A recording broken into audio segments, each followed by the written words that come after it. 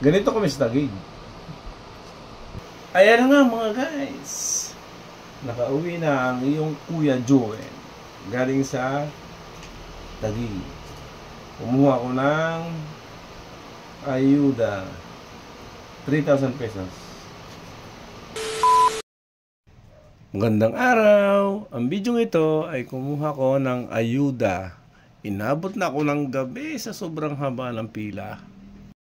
Kita ganin nyo yan. Pagkakadaming tao. Ay pila.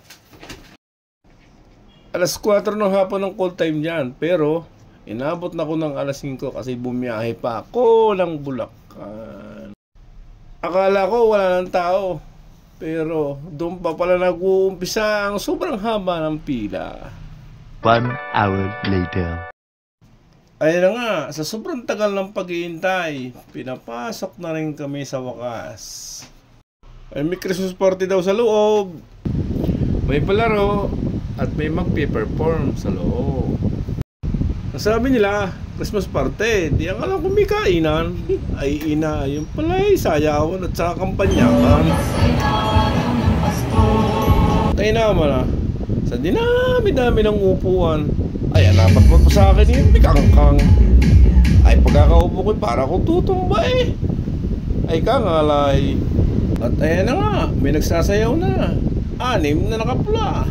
Ang buwan ng Nobyembre, magaang daw ang pagbili ng tao. Pero ang tanong ko sa inyo, kamusta po ang laman ng mga tindahan niyo? Yes, thank you very much. Ayan, maraming salamat po. Tingin ko po ang aking mga konsyal ng bayan. Forma daw po tayo dito kasi wala pa tayong picture together. Wala pa tayong group picture. But that's not number 2! Alright, let's go! Contestant number 3!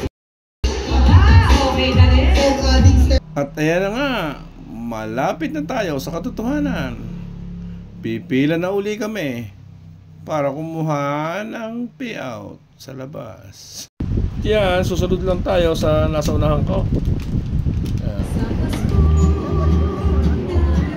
2 hours later. Ayan na nga mga guys. Nakauwi na ang iyong Kuya Joel. Galing sa Taguig. Kumuha ko ng ayuda. 3,000 pesos. Ayuda ito ng mga tindahan. Siyempre, sa Taguig. May kasama kami doon.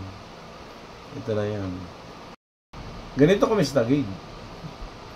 Maraming salamat sa inyong panonood. Follow for more.